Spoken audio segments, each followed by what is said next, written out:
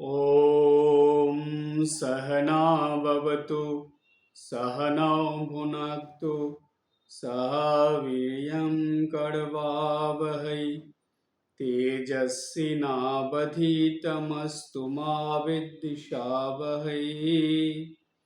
ॐ शान्ति शान्ति शान्तिः। हरिः ओम। কঠোপনিষদের ধারাবাহিক আলোচনার ক্লাস। আজ আমরা কঠোপনিষদের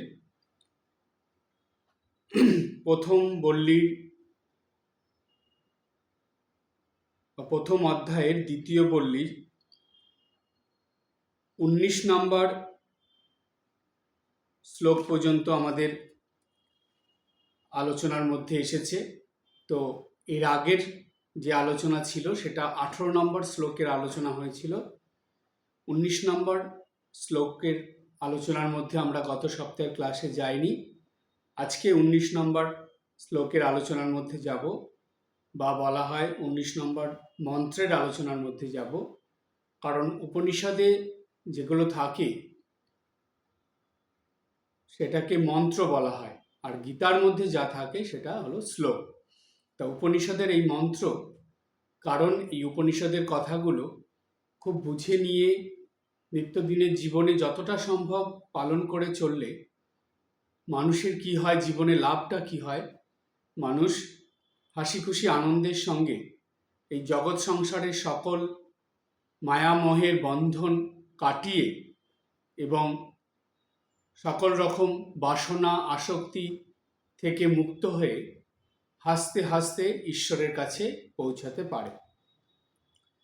এই উপনিষদ হলো বা বেদান্ত হলো মুক্তির বাণী।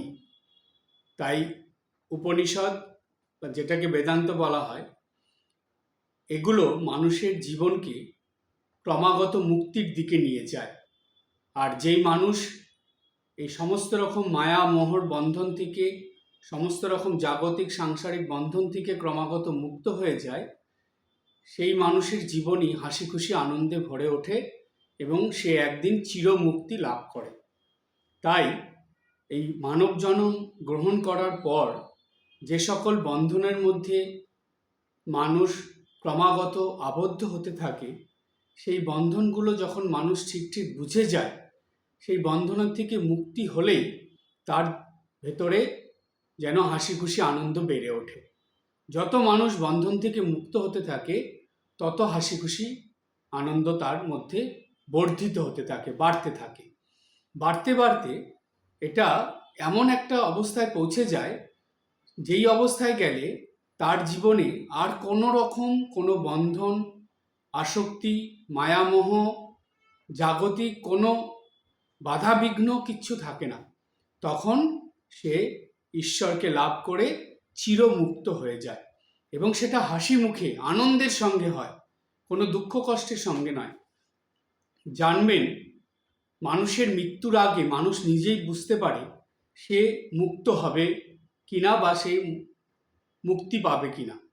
যদি আপনি নিজের ভিতরে দুঃখ কষ্ট যন্ত্রণা নিয়ে অশান্তি নিয়ে মৃত্যুবরণ করেন, জানবেন তাহলে আপনার মুক্তি কিছুতেই হচ্ছে না, আবার জন্ম নিয়ে আসতে হবে। মুক্তি তখনই হবে যখন আপনি শুধু মুখে নয়, মন থেকে অন্তর থেকে হাসি খুশি আনন্দের সঙ্গে মৃত্যুবরণ করবেন। কোনো রকম ভয়, কোনো রকম দুশ্চিন্তা, কোনো রকম সাংসারিক চিন্তা, কোনো রকম জাগতিক কোনো বাধা বন্ধন কিচ্ছু থাকবে না।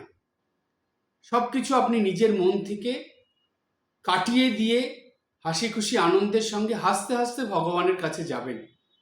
সেই মৃত্যুতেই আপনি এটা নিজেই বুঝে যাবেন যে আপনি মুক্তির পথে চলেছেন, অর্থাৎ আপনার মুক্তি হয়ে যাবে, ঈশ্বরের পদে আপনি স্থান পাবেন, চিরমুক্তি লাভ করবেন। তাই ঈশ্বর দর্শন হয়ে এইরকম হাসতে হাসতে ঈশ্বরের কাছে পৌঁছে যাওয়া। এবার আপনারা বলবেন যে মহারাজ, এইভাবে পৌঁছানোর উপায়টা কি, কিভাবে এটা সম্ভব? আমরা যে দৈনন্দিন জীবনযাপন করছি, এটা তো একটা সংগ্রাম চলছে, অনবরত সংগ্রাম, কুরুক্ষেত্রের যুদ্ধের মতন আমাদের জীবনযাপন করছি আমরা। তো এই রকম পরিস্থিতিতে কি করে হাসি খুশি আনন্দের সঙ্গে ঈশ্বরের কাছে পৌঁছানো যাবে? এটা কি সম্ভব নাকি তাই?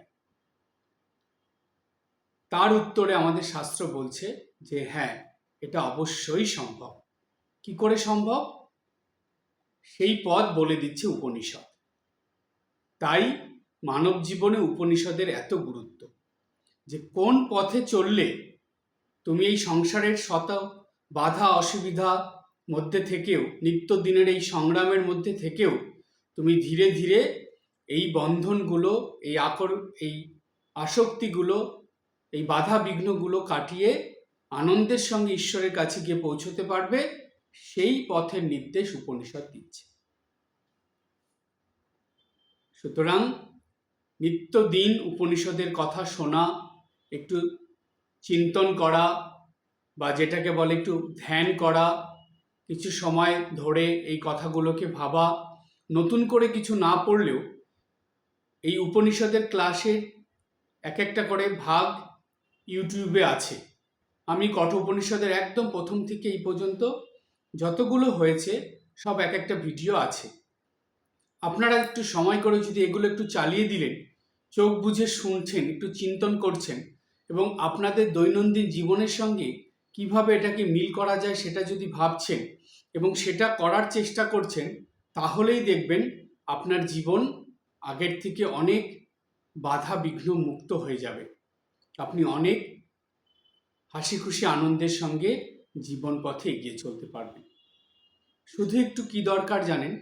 আমাদের একটু চিন্তা ভাবনার দরকার, আর নিজেদের দৈনন্দিন জীবনের সঙ্গে এটা পালন করার একটু অভ্যাস বা চেষ্টা করা দরকার। এতটুক করলেই মানুষ অনেক ঐশ্বরিক ভাবাপন্ন হয়ে ওঠে, অর্থাৎ বিষয়মুখী মন, জাগতিক দিকে ক্রমাগত ধাবিত মন, এটা ঈশ্বরের দিকে যেতে শুরু করে। কারণ কি জানেন? কারণ এই উপনিষদের বাণী, উপনিষদের কথা, উপনিষদের চিন্তন, এগুলো আমাদের অন্তরাত্মাকে জাগিয়ে তোলে। তাহলে বলবেন যে মহারাজ, অন্তরাত্মাকে জাগিয়ে তোলে মানে কি? অন্তরাত্মা কি ঘুমিয়ে থাকে? না, অন্তরাত্মা জেগেই থাকে, কিন্তু তার উপর আবরণ থাকে। যেমন ধরুন, আপনি শুয়ে আছেন, আপনি জেগেই আছেন, কিন্তু ঠান্ডার জন্য বা বৃষ্টিপাতের কারণে যেভাবেই হোক আপনি গায়ের উপর একটা চাদর নিয়ে নিয়েছেন, চাদর দিয়ে ঢেকে আছেন, চাদরও হচ্ছে না, তার উপর একটা আপনি পাতলা কম্বল নিলেন, কিছুক্ষণ পর দেখছেন না আরো ঠান্ডা লাগছে, তারপর আর একটা ভারী কম্বল নিয়ে নিলেন। এইভাবে কি হয়, আপনি জেগে আছেন কিন্তু আপনার উপর একটার পর একটা আবরণ চলছে। তো এই যে আবরণগুলো, এগুলো কি হয়, বাইরের মানুষ দেখে কি মনে করবে? যে আপনি ঘুমিয়ে আছেন, কিন্তু আদতে আপনি ঘুমিয়ে নেই, আপনি জেগে আছেন, কিন্তু আপনার উপর আবরণগুলোই এমনভাবে রয়েছে যে আপনাকে দেখে মনে হচ্ছে আপনি অনেক আবরণ নিয়ে ঘুমিয়ে আছেন। ঠিক তেমনি আত্মা জেগে আছে, কিন্তু আমরা জন্মের পর থেকে এমনভাবে আমরা কর্ম করি, এমনভাবে জীবনযাপন করি যে এই আত্মার উপরে, এই আত্মশক্তির উপরে, চৈতন্যর উপরে আমরা ক্রমাগত আবরণ দিতে শুরু করি।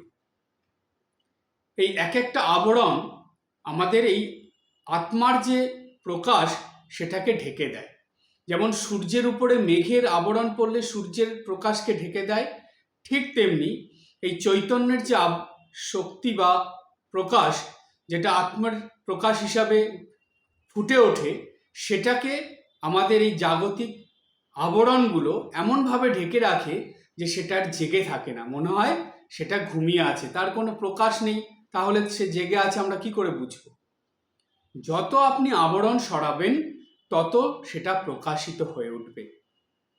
এই আবরণ কি? আবরণ হলো মায়া, মোহ, বিভিন্ন রকম বন্ধন, লোভ, লালসা, প্রলোভন, এমনকি আসক্তি।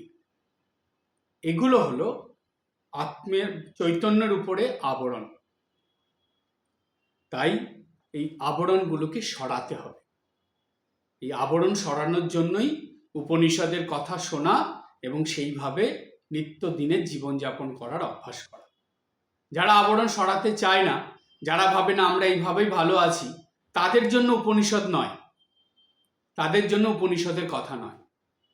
যারা এই আবরণ সরিয়ে আত্মতত্ত্ব বা চৈতন্যের আলো প্রকাশিত করতে চায় এবং ঈশ্বরকে লাভ করতে চায়, চৈতন্যের আলো যত প্রকাশ পাবে তত ঈশ্বর বা ভগবান আপনার জীবনে প্রকাশিত হয়ে উঠবে। এভাবেই তো আপনি ঈশ্বর দর্শন করতে পারবেন, এইভাবেই তো আপনি ঈশ্বর যে আপনার মধ্যে আছে এবং একই ঈশ্বর যে জগতের সর্বত্র আছে এটা উপলব্ধি করতে পারবেন। তা না হলে শুধু কথার কথা শুনেই যাবেন, ছোটোর থেকে শুনে আসছেন, মৃত্যুর আগে পর্যন্ত শুনেই যাবেন, কিন্তু দীক্ষার পরে এই গুরুদেবের কথা শুনে সাধুসঙ্গ করে আশ্রমে গিয়ে এত কিছু করার পরেও, নিত্য পূজা জপ ধ্যান করার পরেও ঈশ্বর উপলব্ধির দিকে এক পা এগোনো হবে না। ওই ঈশ্বর তত্ত্ব বোঝা আর হলো না এই জন্মে। ঈশ্বর যে আছেন আমার নিজের ভিতরে, ভগবান বলছেন প্রত্যেক মানুষের হৃদয়ে ঈশ্বর আছেন, ঈশ্বর বাস করেন, সেটাকে বোঝা, ভগবান তো মিথ্যে কথা বলেননি, সেটা তো আমাকে বুঝতে হবে কি করে? সাধনার দ্বারা। আর বলছেন সর্বভূতে সেই প্রেমময়, এটা তো মিথ্যে কথা নয়। তাহলে এটাকে তো বুঝতে হবে, শুধু তো শুনলে হবে না, এটা বুঝবো কি করে? এটার জন্যই সাধন ভজন দরকার, এটার জন্যই উপনিষদের বাক্যগুলো শোনা দরকার এবং সেগুলো নিজের জীবনে পালন করার চেষ্টা করা দরকার। এটা যারা করতে চায় তাদের জন্য এই উপনিষদ ক্লাস, তারা উপনিষদ ক্লাস শুনবে এবং সেটা নিজের জীবনে পালন করার চেষ্টা করবে। গত সপ্তাহে এই প্রসঙ্গ ধরেই আমরা স্বামীজির কথা বলেছিলাম। স্বামী বিবেকানন্দ তিনি বলেছিলেন যে বেদান্ত হলো মুক্তির বাণী, আর বেদান্ত মানে উপনিষদ, উপনিষদ হলো মুক্তির বাণী। যারা এই জীবনেই মুক্তি লাভ করতে চায় বা যারা মুক্তির আনন্দ পেতে চায় তাদের জন্যই এই উপনিষদের বাণী, তাদের জন্যই উপনিষদের এই কথা নিত্যদিনের জীবনে পালন করার প্রয়োজন হয়ে পড়ে। কিন্তু যারা এই মুক্তির আনন্দ পেতে চায় না, যারা ক্রমাগত সংসারের বিভিন্ন বন্ধনে থেকে জীবনযাপন করতে চায়, দুঃখ কষ্ট যন্ত্রণার মধ্যে জন্মের পর জন্ম ভোগ করতে চায়, তাদের জন্য উপনিষদ নয়। যারা মুক্তি পেতে চায় তাদের জন্য উপনিষদ। স্বামীজি বললেন জড় দেহের মধ্যে একমাত্র আত্মাই জড় নয়। যেহেতু আত্মা জড় নয়, অতএব আত্মা যৌগিক বস্তু হইতে পারে না, এবং যৌগিক পদার্থ নয় বলিয়া আত্মা প্রাকৃতিক কার্যকারণ নিয়মের অধীনও নয়, সেজন্য আত্মা অমর। এই নিয়ে আগের ক্লাসে আমি আলোচনা করেছিলাম, এই কথাটা বুঝিয়েছিলাম। এরপরে স্বামীজি কি বললেন? এরপরে স্বামীজি বলছেন যে আমাদের এই জন্মের কর্মসমূহ আমাদের ভবিষ্যৎ জীবন স্থির করিবে। একটু পড়ে নিই, তারপরে এটার সহজ ব্যাখ্যায় আসি। স্বামীজি বললেন আমাদের এই জন্মের কর্মসমূহ আমাদের ভবিষ্যৎ জীবন স্থির করিবে। আমাদের বর্তমান জন্ম আমাদের অতীত কর্মের ফল। কি সুন্দর কথা দেখুন, স্বামীজি পুরো আমাদের একদম হৃদয়ে কে জাগিয়ে দেওয়ার জন্য তার কথাগুলো বলে গিয়েছিলেন সর্বস্তরের মানুষের জন্য, যে স্বামীজির কথা শুনলে এখনো যেন বিবেকে নাড়া দেয়। সার্থক নাম বিবেকানন্দ, কারণ বিবেকে নাড়া দেওয়ার পর মানুষ যা করে সেই কর্ম করার থেকেই মানুষ আনন্দ লাভ করে। তাই বিবেকানন্দ শুধু একটা নাম নয়, বিবেকানন্দ নামের অর্থ হলো প্রত্যেক মানুষের বিবেককে জাগরিত করে আনন্দ লাভ করার জন্য এই বিবেকানন্দের কথা আমাদের পালন করতে হবে। স্বামী বিবেকানন্দের কথা ঠিকভাবে বুঝে জীবনে পালন করলে প্রত্যেকটা মানুষের, সে যেই জাতি ধর্ম বর্ণ নির্বিশেষে সর্বস্তরের মানুষের বিবেককে জাগরণ ঘটে এবং সেই বিবেকের জাগরণ থেকেই সেই মানুষটা জীবনে আনন্দ, প্রকৃত আনন্দ লাভ করতে পারে। তাই বিবেকানন্দের বাণী আমাদের এত প্রয়োজন বা এত দরকারি। বিবেকানন্দ বললেন যে আমাদের এই জন্মের কর্মসমূহ আমাদের ভবিষ্যৎ জীবন স্থির করবে। কত সুন্দর কথা দেখুন। এই জন্মে আপনি যা যা কর্ম করছেন সেই প্রত্যেক কর্মের ফল কিন্তু আপনি এই জন্মেই পাবেন না, সম্ভব নয়। কারণ কি জানেন, মানুষ কায় মনোবাক্যে অনবরত কর্ম করে যাচ্ছে। এই কর্ম করতে করতে মানুষের কত কর্মফল সঞ্চিত হচ্ছে দেখুন, কত কর্মফল জমছে দেখুন। তো প্রত্যেক কর্মের ফল এই জন্মেই তার পাওয়া সম্ভব নয়। সেই কারণে কি হয়, এই জন্মে যতদূর হলো এর পরের জন্মে কিন্তু এই কর্মফলগুলো থেকে যায়, সেগুলো এর পরের জন্মে তাকে ভোগ করতে হয়। সুতরাং স্বামীজি বললেন যে বর্তমান জন্ম আমাদের অতীত কর্মের ফল। এই যে জন্মটা আপনি এখন অতিবাহিত করছেন, এই জন্মে আপনার যা যা হচ্ছে এগুলো এর আগের জন্মে আপনি যা করে এসেছেন সেই অতীত জন্মের যে ফল ছিল, কর্মফল, সেই কর্মফল আপনার এই জন্মে আপনি ভোগ করে করে আপনি চলছেন। কিন্তু কতদিন এই কর্মফল আপনি ভোগ করবেন সেটা ভগবান নির্ধারণ করে দিয়েছেন। এই জন্মের পর থেকে এত বছর আপনি এই কর্মফল ভোগ করে আপনার মৃত্যু হবে, আপনি এই জন্ম ছেড়ে চলে যাবেন। আবার যখন পরের জন্ম গ্রহণ করবেন তখন পূর্বজন্মের কর্মফলগুলো শেষ হয়েছে, তার সঙ্গে এই জন্মের কর্মফলগুলো সঞ্চিত হয়েছে। সুতরাং এর পরের জন্মে আপনার এই জন্মের যতটুকু কর্মফল ভোগ হলো বাদ বাকিগুলো আপনাকে ভোগ করতে হবেই হবে। তাই বর্তমান জন্ম আমাদের অতীত কর্মের ফল, আর আমাদের এই জন্মের কর্মসমূহ আমাদের ভবিষ্যৎ জীবন স্থির করবে। আপনার ভবিষ্যৎ জীবনটা কেমন হবে সেটা আপনি এই জন্মের কর্মফল থেকেই বুঝে যাবেন। এই প্রসঙ্গে আপনাদের খুব সুন্দর একটা কথা বলি। আপনারা খুব অসুবিধা না হলে অবশ্যই এটা 24 ঘন্টার মধ্যে অন্তত একটা সময় পালন করার চেষ্টা করবেন। কি করবেন আপনারা? বেশিক্ষণ না, 10 মিনিট 10 মিনিট সময় আপনাদের জন্য বলবো আমি। 10 মিনিট একটু চুপ করে বসবেন, শান্ত হয়ে চেয়ারে বসুন বা মেঝেতে বসুন, যেখানেই বসুন, শান্ত হয়ে চুপ করে 10 মিনিট বসবেন। চোখ বন্ধ করবেন, করে কি ভাববেন জানেন?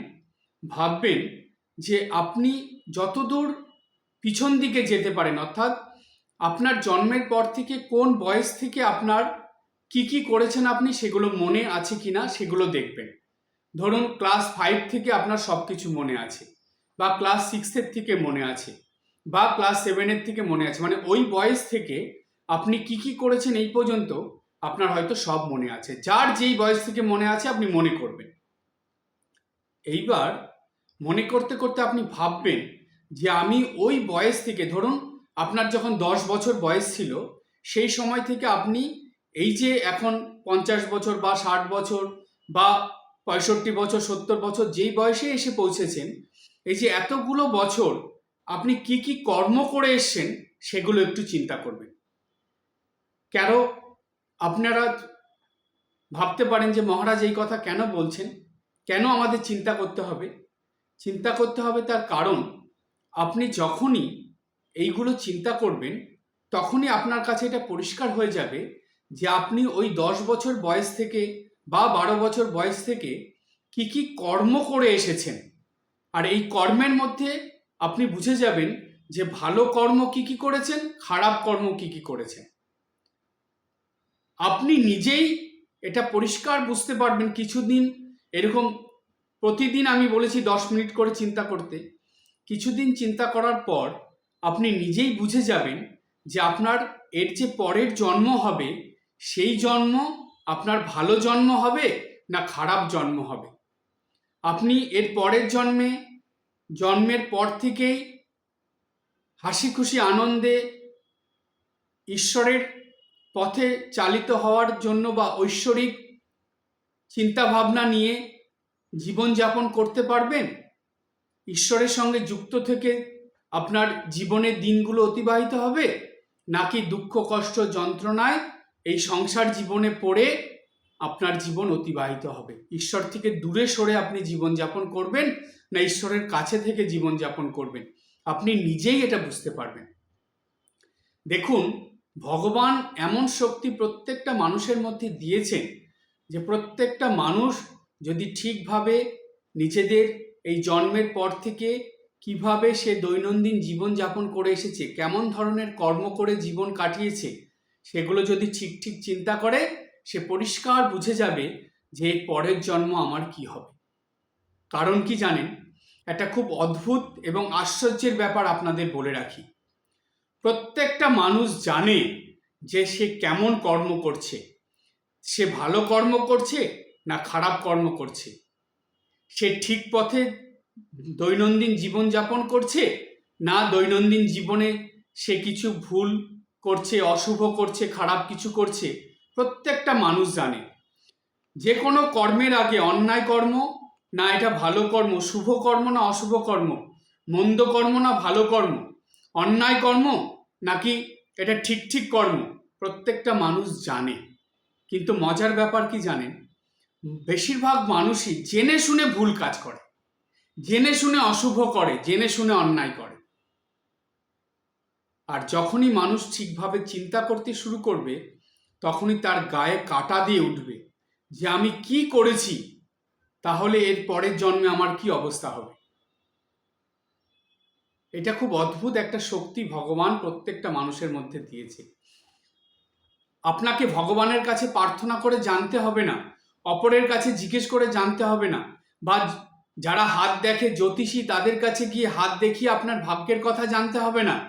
আপনি নিত্যদিন 10 মিনিট করে একটু ধ্যান করুন, একটু আপনার পূর্ব কর্মগুলো সব চিন্তা করুন, আপনি নিজেই বুঝে যাবেন যে আপনার ভবিষ্যতে পরবর্তীতে কি হতে চলেছে। আপনি এই জন্মে পরবর্তীতে কি পাবেন কিংবা পরের জন্ম আপনার কেমন হবে আপনি নিজেই জেনে যেতে পারবেন। এটা কাউকে জিজ্ঞেস করতে হবে না, কাউকে সাহায্য নিতে হবে না কারো কাছ থেকে, এবং কোনো অ্যাস্ট্রোলজার জ্যোতিষীর কাছে আপনাকে যেতে হবে।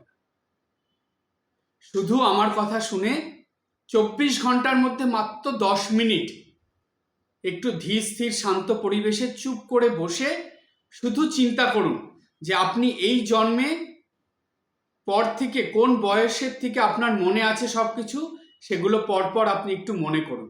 দরকার হলে একটা কাগজ কলম নিয়ে একটু লিখুন, এটা একদম পার্সোনাল, নিজের কাছে লাগবেন, একটু লিখবেন, লিখে দেখুন যে আপনি ভালো কর্ম কি কি করেছেন, খারাপ কর্ম কি কি করেছেন।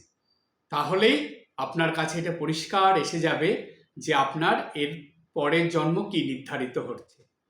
কারণ এই কর্মফলের বিচারেই কিন্তু ভগবান আপনার পরের জন্ম নির্ধারণ করবেন, এই নিয়মের কোনো ব্যতিক্রম হয় না। তাই যদি দেখেন যে আপনি শুভ কর্ম অনেক করেছেন, তাহলে আপনি নিশ্চিত যে আপনি ভগবানের কাছে থাকছেন, এর পরের জন্ম আপনার ভালো হচ্ছে এবং হাসি খুশি আনন্দে ঈশ্বরের সঙ্গে যুক্ত থেকে আপনি পরের জন্মে খুব ভালো কিছু করে জীবন কাটাতে পারবেন। কিন্তু যদি দেখেন যে আপনার বেশিরভাগ কর্মই ভুলভাল হয়েছে, আপনি ঠিক করেননি, জেনে শুনে প্রচুর ভুল কাজ করেছেন, অশুভ কাজ করেছেন, অন্যায় করেছেন, পরনিন্দা, পরচর্চা, পরের দোষ দেখা, অপরকে বিপদে ফেলা, অপরকে কষ্ট দেওয়া, যন্ত্রণা দেওয়া, এইসব যদি করে থাকেন, আপনি নিশ্চিত জানুন যে পরের জন্ম কিন্তু আপনার কি হতে চলেছে। আপনি ঈশ্বরের থেকে অনেক দূরে থাকবেন এবং অনেক দুঃখ কষ্ট যন্ত্রণার সঙ্গে অনেক নিম্ন স্তরের জীবন আপনাকে যাপন করতে হবে। তা সেই কারণেই ইউ মাস্ট বি অ্যালার্ট, খুব সাবধান হয়ে যান, যা ভুল করেছেন আর করব না। সারদা মায়ের চরণে, ঠাকুর শ্রী রামকৃষ্ণ দেবের চরণে শরণাগত হয়ে ক্রমাগত কায় মনোবাক্যে এখন ভালো কিছু করে যে কদিন এই পৃথিবীতে থাকবেন সে কদিন শেষ নিঃশ্বাস পর্যন্ত ক্রমাগত ভালো কাজ করে চলুন, তবে যদি এর পরের জন্মটা ভালোভাবে কাটে। না হলে কিন্তু আগামীতে অনেক বিপদ আসছে।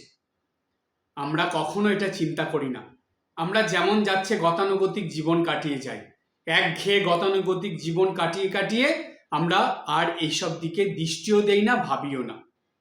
কিন্তু কি যে দুঃখ কষ্ট যন্ত্রণা যখন আমাদের জীবনে আসে, তখন মনে হয় ইস, কি কর্মটাই করেছিলাম যে এইরকম দুঃখ কষ্ট যন্ত্রণা আমাকে পেতে হচ্ছে। আরে আপনি কি কর্ম করেছিলেন সেটা তো আপনার মধ্যেই আছে, এটা তো অন্য কেউ কিছু করেনি। সুতরাং আপনাকেই ভাবতে হবে এটা, যে আপনি কি করেছিলেন এবং তার ফলশ্রুতি হিসাবে আপনার সেই কর্মের ফলে আগামী জন্ম আপনার কেমন হতে চলেছে।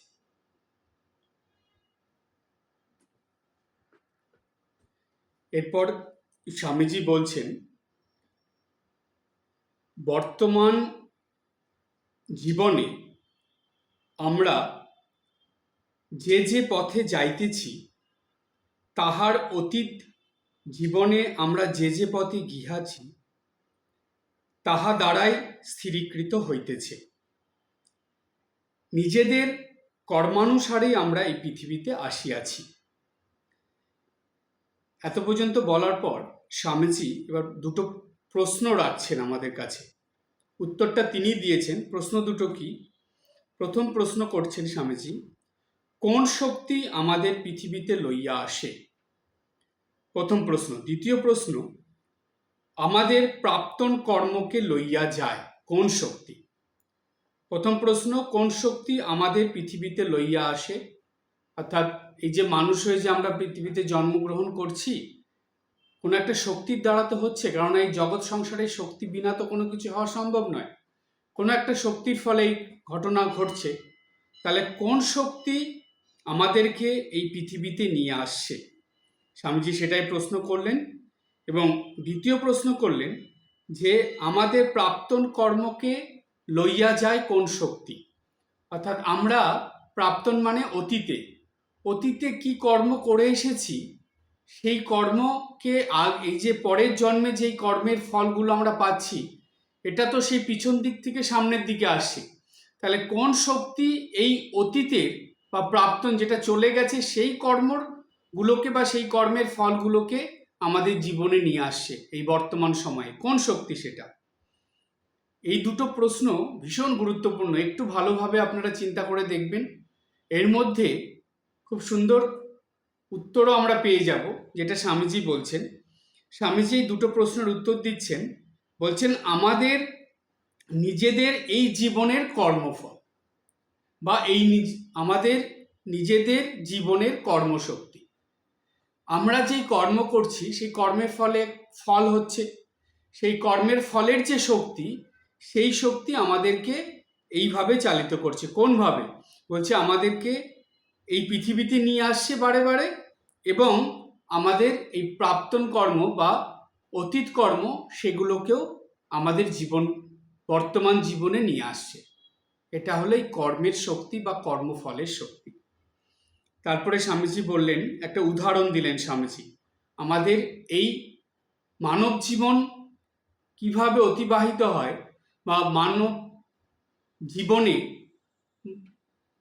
কেমনভাবে মানুষ এই কর্মফলের দ্বারা আবদ্ধ হয়ে পড়ে, সেটা স্বামীজি একটা উদাহরণের সাহায্যে বলছেন যেমন গুটি পোকা নিজের মুখ হইতে তন্তু বাহির করিয়া রেশম গুটি নির্মাণ করে এবং পরিশেষে সেই রেশম গুটির ভিতর নিজেই আবদ্ধ হইয়া যায়, সেইরূপ আমরাও নিজেদের কর্ম দ্বারা নিজদিগকে আবদ্ধ করিয়া ফেলিয়াছি।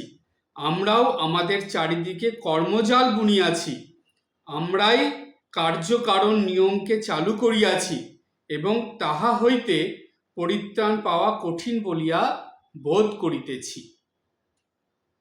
স্বামীজি কিন্তু সম্পূর্ণটাই প্রত্যেকটা মানুষের নিজের উপরে দিয়ে দিলেন। এই কথাটা একটু ভালো করে চিন্তা করে দেখবেন, স্বামীজির ওই কথাটার উত্তর পাওয়া যায়। স্বামীজি বলছেন যে প্রত্যেকটা মানুষ তার নিজের ভাগ্য নিজেই গড়ে তোলে, নিজের ভাগ্য নিজেই সৃষ্টি করে। কিভাবে?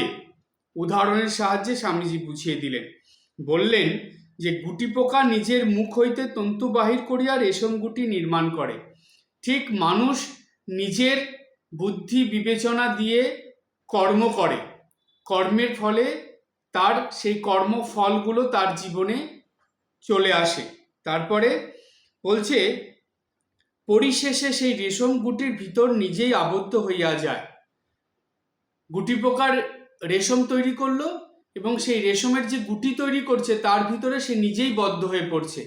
সেই গুটি পোকাটা বুঝতেও পারে না যে তার এই যে কর্ম চলছে, সে তো একটা কর্ম করছে, রেশমের যে তৈরি করছে রেশম, যে গুটি বুনছে, সেটা তো একটা কর্ম হচ্ছে। সেই কর্ম করতে করতে সেই কর্মের মধ্যে যে সে চতুর্দিক থেকে আবদ্ধ হয়ে পড়েছে, সেটা সে বুঝতে পারে না। ঠিক মানুষও এই জগৎ সংসারে এসে মানব জন্ম গ্রহণ করার পরে যত জাগতিক দিকে নিজেদেরকে আকর্ষিত করে রাখে, আসক্ত হয়ে থাকে, জাগতিক ক্ষেত্রে যত বদ্ধ হয়ে থাকে, তত সে তার কর্মের দ্বারা এইরকম গুটি বুনতে থাকে, অর্থাৎ কর্মফলের দ্বারা ক্রমাগত বদ্ধ হতে থাকে। এইরকম বদ্ধ হতে হতে কি হয়, স্বামীজি বললেন, নিজেদের কর্ম দ্বারা নিজেদেরকে আবদ্ধ করিয়া ফেলিয়াছি। মানুষ নিজেদের কর্মের দ্বারাই নিজেদেরকে আবদ্ধ করে ফেলে। বলছে আমরাও আমাদের চারিদিকে কর্মজাল বুনিয়াছি। এই ক্ষেত্রে মাকড়সার কথা মনে পড়ে। মাকড়সা কি করে, নিজের যেখানে থাকে সেখানে চারিদিকে একটা জাল বুনে ফেলে। ওই জালের মাঝখানে মাকড়সাটা আবদ্ধ হয়ে থাকে, আটকে থাকে। ঠিক তেমনি মানুষও চতুর্দিকে কর্মের জাল সৃষ্টি করে, করে তার মধ্যে বদ্ধ হয়ে পড়ে। কিন্তু এখানে তারপরে স্বামীজি বললেন, আমরাই কার্যকারণ নিয়মকে চালু করিয়াছি এবং তাহা হইতে পরিত্রাণ পাওয়া কঠিন বলিয়া বোধ করিতেছি। বলছে এই যে কার্যকারণ আমাদের জীবনে, যে কর্ম করে বদ্ধ হয়ে যাওয়া এবং কর্মের ফল হিসাবে আমাদের যে দুঃখ কষ্ট যন্ত্রণা আমরা আঘাত পেতে থাকি, এর থেকে নিস্তার পাবো কি করে, সেই কথা ভেবে এটাকে অসম্ভব বলে মনে হয়। কিন্তু এগুলো আমরাই সৃষ্টি করেছি। সুতরাং আজকে আপনাদের একটা কথা বলে রাখি, এটা মাথায় রাখবেন। গুটি পোকা যেমন নিজেই গুটি তৈরি করে তার ভিতরে আবদ্ধ হয়, কিন্তু গুটি পোকার মধ্যে সেই শক্তি থাকে সেই গুটি থেকে বেরোনোর, কিন্তু সে সেটা ভুলে যায়, সেটা আর অ্যাপ্লাই করে না, যার ফলে ওর মধ্যেই বদ্ধ হয়ে থাকে। মাকড়সা যে জাল বোনে, দেখবেন মাকড়সার মধ্যে এই শক্তি আছে, মাকড়সা জালও বোনে এবং একটা সময়ের পর সেই জালটাকে আবার গুটিয়ে নেয়। কিন্তু যখনই জাল গোটায় না, দীর্ঘদিন ওইভাবে থাকে, ওই জালের মধ্যেই আবদ্ধ হয়ে মাকড়সাটা মারা পড়ে। ঠিক মানুষেরও একই অবস্থা। প্রত্যেকটা মানুষের মধ্যে ভগবান এই শক্তি দিয়ে দিয়েছেন যে যেই কর্মের দ্বারা তুমি বদ্ধ হয়ে পড়েছ, তুমি নিজেই সেই কর্মের বন্ধনগুলো ছেদন করে মুক্ত হয়ে যেতে পারো। প্রত্যেকটা মানুষের ভিতরে এই শক্তি আছে। অপরের কাছ থেকে এই শক্তি তাকে নিতে হয় না, নেওয়ার প্রয়োজন পড়ে না। কিন্তু আশ্চর্যের বিষয় কি জানেন, মানুষ তার এই শক্তির কথা ভুলেই যায়। ভুলে গিয়ে কি করে, সে এমনভাবে জীবনযাপন করে, ওই গুটি পোকা মাকড়সার মতন জালে বদ্ধ হয়ে থেকে জন্ম জন্মান্তর ধরে সে দুঃখ কষ্ট যন্ত্রণা আঘাত সহ্য করে করে মৃত্যুবরণ করে, আবার জন্ম নেয়, আবার এটা করতে থাকে।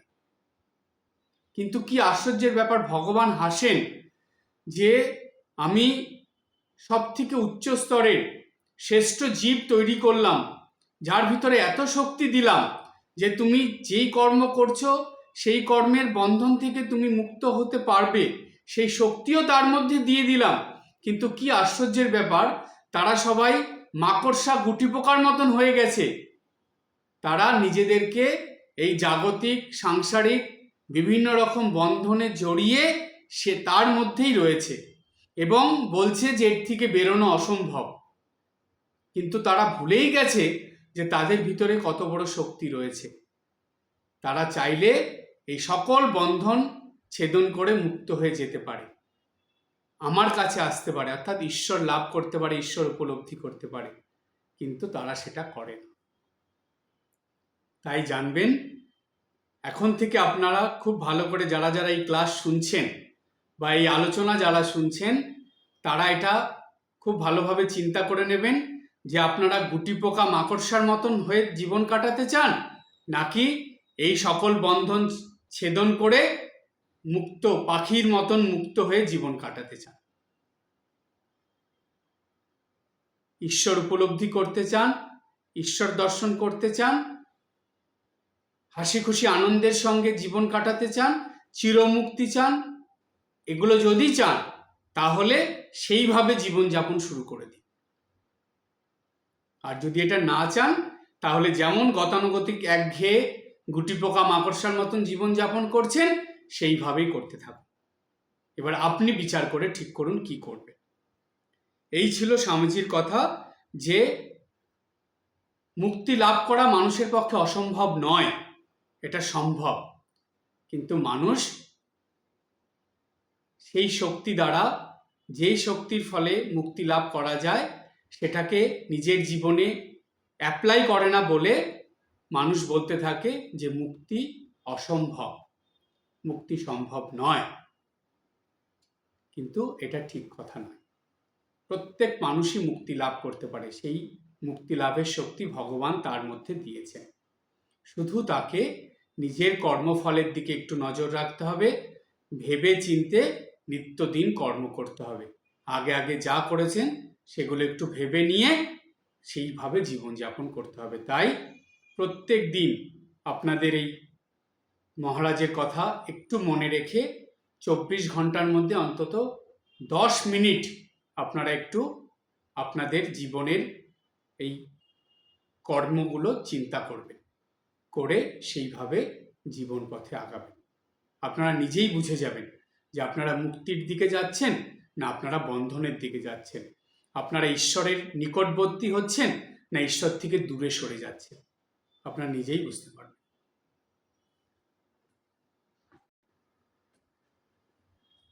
তাহলে আমরা আলোচনা থেকে পেলাম যে প্রত্যেক মানুষের মধ্যে এই শক্তি ভগবান দিয়েছেন যে সেই মানুষ সকল রকম বন্ধন থেকে নিজেকে মুক্ত করতে পারে। এই মুক্তি হওয়ার বা মুক্তি পাওয়ার বা মুক্তি লাভ করার শক্তি প্রত্যেকটা মানুষের মধ্যে আছে। এবার কথা হলো সেই যে মুক্তি লাভের পথ, কোন পথে চললে সকল রকম বন্ধন থেকে মুক্তি পাওয়া যায় আর সেই মুক্তি পাওয়াটা সহজ হয়ে ওঠে, সেই পথের কথাই বা সেই পথে চলার উপায় বা কি অবলম্বন করে বা কেমন চিন্তা ভাবনা নিয়ে সেই পথে চলতে হবে সেগুলো সব কিছু এই উপনিষদের মধ্যে বর্ণিত হয়েছে, বিশেষ করে কঠোপনিষদে। তাই কঠোপনিষদে এরপরের যে মন্ত্রটা যমরাজ বলছেন নচিকেতাকে, সেই মন্ত্রটা প্রত্যেকটা মানুষের জন্য, বিশেষ করে যারা একটু উচ্চ চিন্তা ভাবনা নিয়ে জীবনযাপন করেন তাদের জন্য ভীষণ গুরুত্বপূর্ণ। কি সেই মন্ত্রটা? যমরাজ বললেন নচিকেতাকে, হন্তা চেত হন্তুম মন্নতে, হতঃ চেত হতং মন্নতে, তো উভৌ ন বিজানীতা, অয়ং ন হন্তি ন হন্নতে। একটু কঠিন, আবার বলি, হন্তা চেত হন্তুং মন্নতে। এই কথাটার অর্থ হলো, হত্যাকারী যদি মনে করে আমি ইহাকে হত্যা করিব, হতঃ চেত হতং মন্নতে, এবং হত ব্যক্তি যদি মনে করে আমি হত হইলাম, তো উভৌ ন বিজানীতম, তাহা হইলে তাহারা উভয়ে নিজ আত্মাকে জানে না। অয়ং ন হন্তি ন হন্যতে, যেহেতু এই আত্মা হত্যা করেন না এবং হত হন না। এটা খুব সহজ বা সাধারণ বিষয় নয়, তাই খুব সহজ বা সাধারণ চিন্তা দ্বারা এই মন্ত্রের অর্থ বোঝা যাবে না, এবং এই মন্ত্র দ্বারা যমরাজ নচিকেতাকে উপলক্ষ করে সমগ্র মানব জাতির জন্য কি বলছেন সেটাও বোঝা যাবে না। এর জন্য একটু গভীর চিন্তা, একটু উচ্চ চিন্তা দরকার। তাই আজকে অনেক কিছু আলোচিত হয়েছে, অনেক কিছু আপনাদের মনে মাথায় জমেছে, হয়তো ফিল্টার হয়ে অনেক বেরিয়ে গেছে, কিন্তু অনেকের আছে প্রায় সম্পূর্ণটাই জমে আছে। তো সুতরাং আর বেশি দিলে নিতে পারবে না। একটা সময়ের পর সে ব্রেন ছেড়ে দেয়, সেগুলো রাখে না, মন ছেড়ে দেয়, ধরে রাখে না। তাই যতটুক আজকে হয়েছে এতটুকুই থাকলো। এরপরে নতুন চিন্তা, উচ্চ চিন্তা বা এই গভীর চিন্তা এর পরের ক্লাসে আলোচিত হবে। আজকে এই পর্যন্ত। সবাই ভালো থাকবেন, হাসি খুশি আনন্দে থাকবেন। ওম শান্তি শান্তি শান্তি। হরি ওম তৎসৎ। শ্রীরামকৃষ্ণার্পণমস্তু।